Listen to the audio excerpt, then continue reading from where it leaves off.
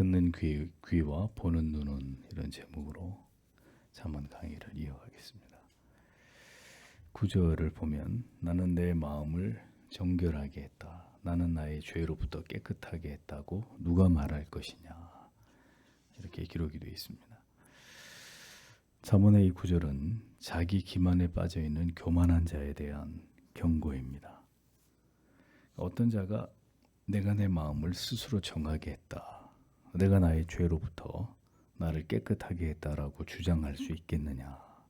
이렇게 잠언이 반문을 하고 있습니다.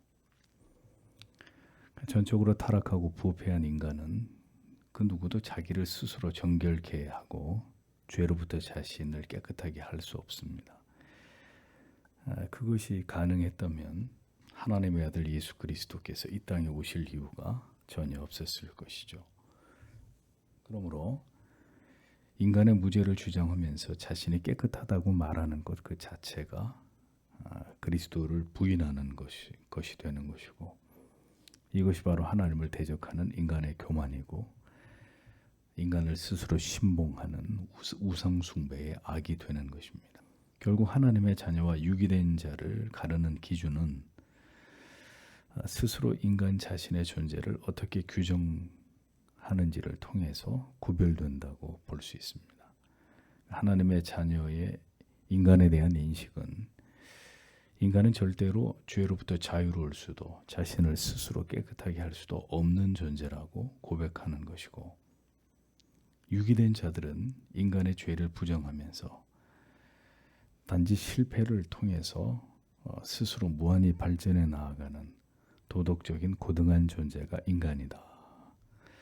유기된 자들은 이렇게 인간에 대해서 그렇게 인식하는 것입니다.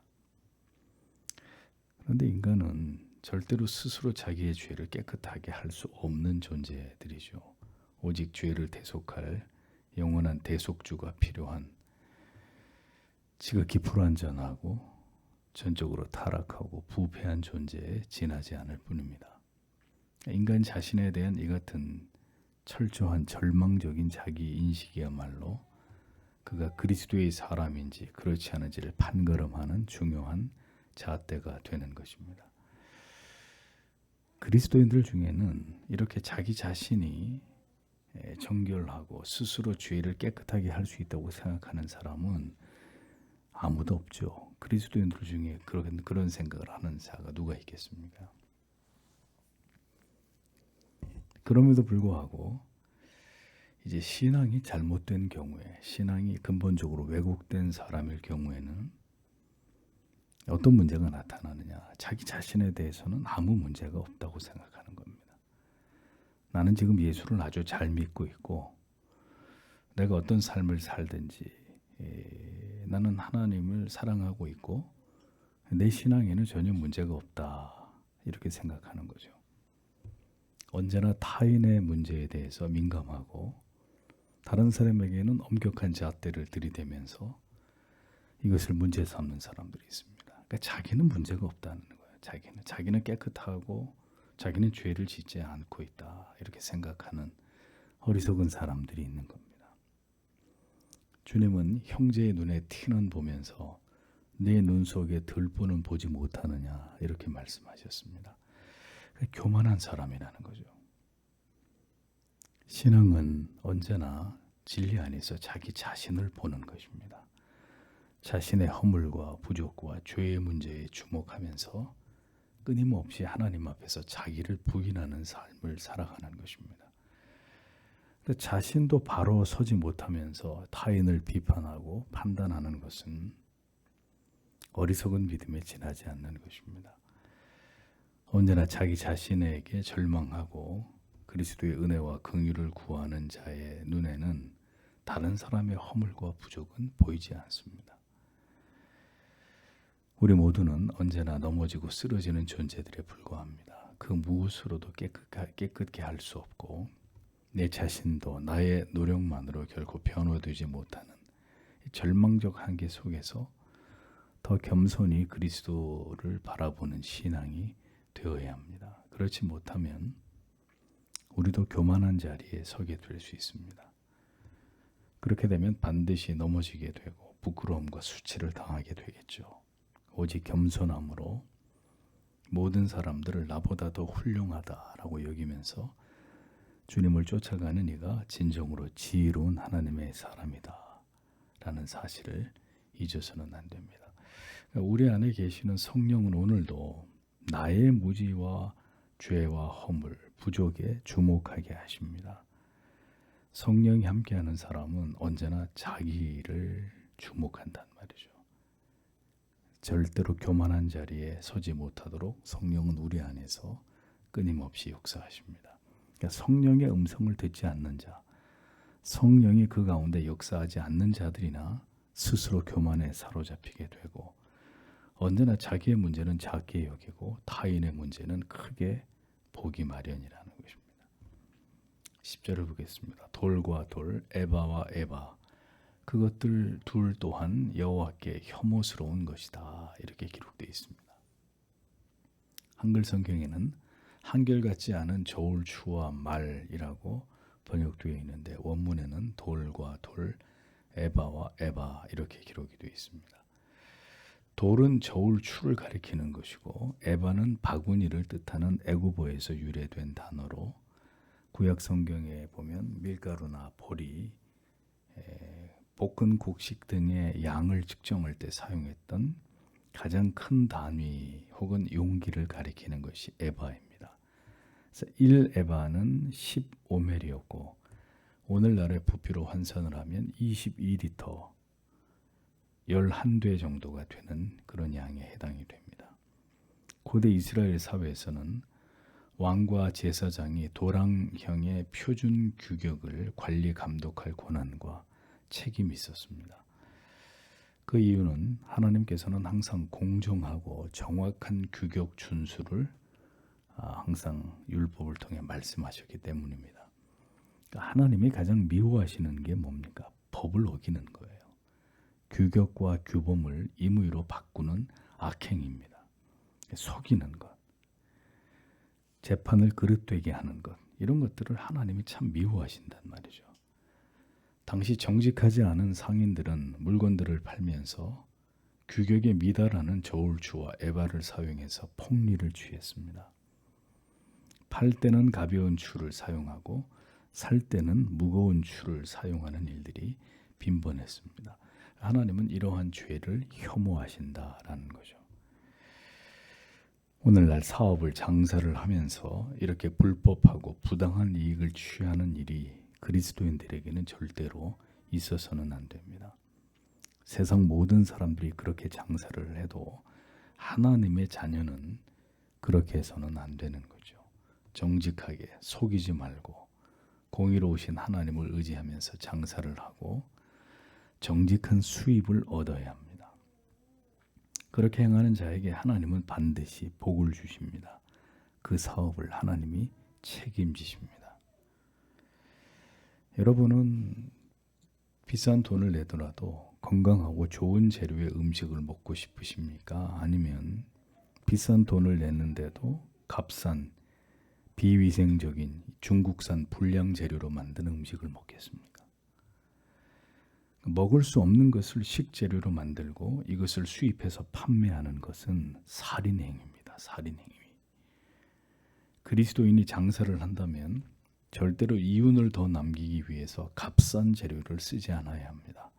무엇보다도 철저하게 위생에 규격에 신경을 써야 되는 거죠. 그렇게 할 때 그 가게를 찾는 사람들이 그 물건을 사용하는 고객들이 감동을 하고 하나님이 그 사업을 인정하시게 되는 겁니다. 한결같지 않은 저울추와 말, 이것은 합당하지 않은 모든 이윤 추구의 방법을 의미합니다. 속여서 돈을 버는 행위는 도둑질이고 하나님이 혐오하시는 죄입니다. 그래서 우리는 이웃을 사랑함으로 우리가 가장 좋은 것을 만들어서 판매하고 정당한 이윤을 얻어야 합니다. 하나님은 그런 정직한 기업에 반드시 하나님의 은혜가 임하게 하십니다. 모든 가게가 문을 닫을 만큼 어려워져도 하나님은 그런 정직한 기업에 복을 주시는 거죠. 11절에 아이 또한 그의 행위들로 그의 행위가 정결한지 아닌지 그리고 바른지 아닌지 스스로 나타낸다. 이렇게 기록이 되어 있습니다. 어린아이라 할지라도 인간이 가진 타락하고 부패한 본성이 발현되어서 그 행위 속에서 선과 악이, 의와 불의함이 나타나게 된다면, 자, 그럼 어른들이라면, 성인들이라면 얼마나 더 무르익은 악으로 불의와 죄악을 나타낼지를 생각해 보라고 다윗은 우리에게 교훈하고 있습니다.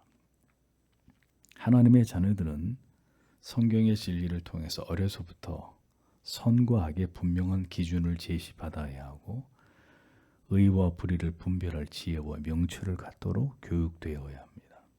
성령의 도우심으로 성경의 진리를 통해서 이 절대 기준이 학습되고 항상 죄의 문제를 명백하게 다루어서 선한 양심으로 그리스도인의 삶을 살아가도록 지도받지 않게 되면 결국 선과 악의 개념이 모호해지게 되고 세속적이고 인본주의적인 그릇된 교육으로 인해서 가치관의 중대한 혼란이 초래되게 되는 것입니다. 그 아이의 인생 전체를 망칠 수 있는 그런 일이 생기게 되는 거죠.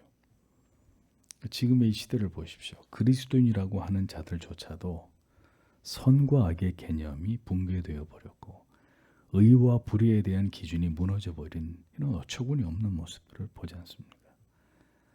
성령을 통해서 성경의 절대 진리를 깨닫고 올바른 교육을 통해서 성장해 나가지 않게 되면 죄는 절대로 교정되지 않습니다.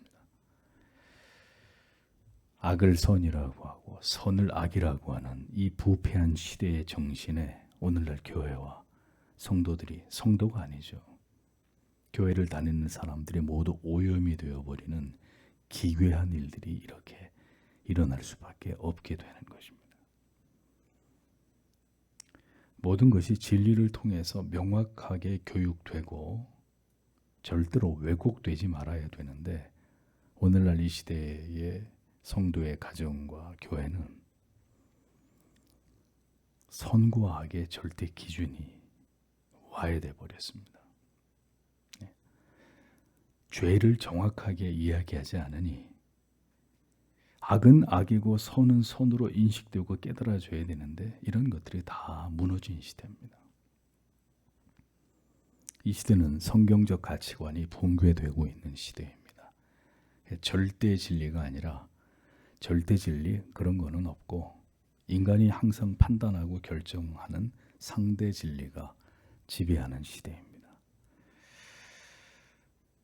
더욱 교리가 분명한 진리, 신분주의적인 신앙을 올바로 가르쳐야 할 때입니다. 단 한 명의 성도가 남더라도. 이러한 부분들이 올바로 지도되고 교육되지 않으면 결코 성경의 진리가 신앙과 삶의 중심이 아닌 인간의 생각과 판단에 휘둘려서 빈번하게 진리를 이탈해버리는 일들은 더 가속화될 것입니다. 어린아이라 할지라도 마땅히 가르쳐야 될 진리를 부모님들은 가르치셔야 합니다.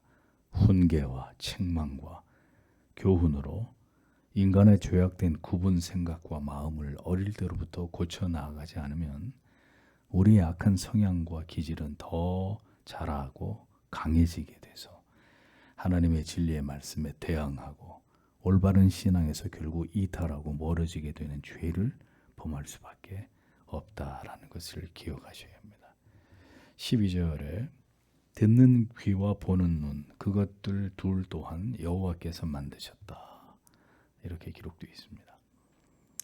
여기서 말씀하는 듣는 귀와 보는 눈은 그냥 귀와 눈을 의미하는 것이 아닙니다. 하나님의 지혜와 명철의 말씀을 잘 깨닫는 귀를 의미하고 하나님의 진리의 말씀을 잘 이해하여 올바른 지혜를 가진 분별력을 가진 눈을 가리키는 것입니다. 이것을 하나님이 만드셨다는 뜻은 하나님께서 우리의 눈과 귀를 열어서 진리를 보고 듣게 하신다라는 의미죠. 하나님이 그렇게 하신다는 겁니다. 하나님께서는 구원으로 인도하시는 자들에게 성령을 통해서 진리를 잘 알아듣고 깨달을 수 있는 귀와 하나님의 말씀의 그 깊은 의미를 밝히 볼 수 있는 영의 눈을 열어주십니다. 반대로 미련하고 어리석은 길로 행하여 결국 멸망할 자들에게는 그 귀와 눈을 닫아 진리를 결코 듣고 깨닫거나 이해할 수 없게 하십니다. 예수님께서 마가복음 4장 11절과 12절에 이르시되 하나님 나라의 비밀을 너희에게는 주었으나 외인에게는 모든 것을 비유로 하나니 이는 저희로 보기는 보아도 알지 못하며 듣기는 들어도 깨닫지 못하게 하여 돌이켜 죄 사함을 얻지 못하게 하려 함이니라 하시고, 이렇게 기록되어 있습니다. 그러니까 성경의 진리를 성령을 통해서 보고 듣지 않게 되면 그것은 그냥 지식이 될 뿐입니다. 그렇게 성령이 영혼의 눈과 귀를 열어 깨닫게 하신 말씀이 아니라면 그 지식은 결국 자기의 의가 되고 교만에 빠지게 만들고 다른 사람을 판단하는 악한 도구가 되기 십상입니다. 성령이 우리의 눈과 귀를 열어 진리를 가르치시면 우리는 그것을 통해서 우리 자신이 변화되는 은혜를 얻게 됩니다. 보고 듣는 말씀을 통해서 영혼의 큰 깨달음과 울림을 얻게 되고 그것을 통해서 생애적인 회심에 이르고 나아가서 성화되어 가는 역사가 일어나게 되죠. 우리는 이 진리를 믿어야 합니다. 인간의 이성과 지성의 힘으로 절대로 진리를 깨달을 수 없습니다. 9절의 말씀처럼 절대로 인간이 스스로 진리를 깨달아서 자기를 정결하게 만든다거나 혹은 자기의 죄를 스스로 깨끗하게 할 수 있는 어떤 능력도 인간에겐 존재하지 않습니다. 오직 진리의 복음을 통해서 인간 실존을 발견하고 그리스도의 메시아 되심을 깨닫게 될 때 인간은 그 저주스러운 멸망의 자리를 벗어나서 구원과 영생의 진정한 복을 누리게 되는 것입니다. 그러므로 하나님께서 우리에게 진리를 볼 수 있는 눈을 열어주시고 듣고 깨달을 수 있는 귀를 열어주신 것이 얼마나 크신 은혜인지를 우리는 잊지 말아야 합니다. 그리고 단언하건대 교회 안에만 있으면 영의 눈이 열려있고 귀가 열려있는 사람들일까요? 절대로 그렇지 않습니다. 오늘도 교회 안에 절대 다수의 사람들은 하나님의 말씀을 깨달을 수 있는 눈도 이 하나님의 깊은 진리의 말씀에 영혼의 깊은 찔림을 얻게 되는 영혼의 귀도 대부분이 다 닫혀 있습니다.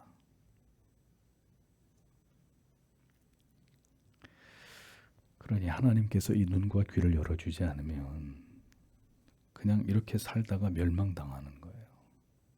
네. 아무리 마지막 때가 되어 깨어 기도하십시오. 하나님 말씀을 사모하십시오. 아무리 이야기를 해도 멸망당하기로 작정된 사람들처럼 전혀 이런 말씀들을 보지도 못하고 듣지도 못하면서 하나님을 멀리하고 살아가다가 어느 날 하나님의 심판을 맞이하게 될 것입니다. 성도 여러분, 지금도 얼마나 많은 영혼들이 교회를 다니고는 있어도 그 눈과 귀가 열리지 않아서 이 하나님의 귀중한 진리의 말씀을 그저 농담처럼 여기면서 이 복음의 의미를 깨닫지 못함으로 영적으로 방황하고 있는지 모릅니다.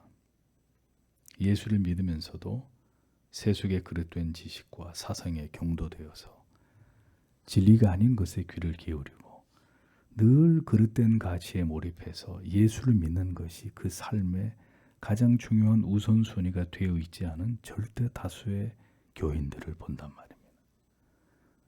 여전히 수많은 우상들을 숭배하고 있는 거예요. 이 무지와 어리석음을 어떻게 해야 될지 참 걱정이 됩니다. 시간이 갈수록 깨닫게 됩니다. 결국 들을 귀와 볼 수 있는 눈이 있는 자들이 진리로 참된 구원으로 인도함을 받게 되는 것이고 그들의 수는 아주 소수에 불과하다는 것입니다. 지금은 마지막 때입니다. 하나님을 대적하는 정신과 사상과 법과 제도들이 이미 이 시대를 지배하고 있습니다. 그로 인해서 우리가 이제 어떤 불이익과 핍박과 박해를 받게 될지 알 수 없는 이런 시대를 이미 맞이하고 있습니다. 우리가 반드시 알아야 될 진리를 계속해서 보고 깨닫게 해주시고 그로 인해서 우리의 믿음이 더 견고해지기를 성도 여러분 기도하십시오. 이제 진리의 말씀을 더 이상 듣지 못할 때가 올 것입니다. 우리의 어린 자녀들이 이 거짓된 진리와 타락한 세상의 거짓된 지식에 오염되지 않고 바르게 자라가기를 기도하십시오. 오늘도 하나님께서 자기 백성들을 보호하시고 지키시고 참된 진리 가운데로 인도해 주시리라 믿습니다. 하나님의 은혜가 여러분 모두와 함께 하시길 바랍니다. 기도하고 돌아가시겠습니다.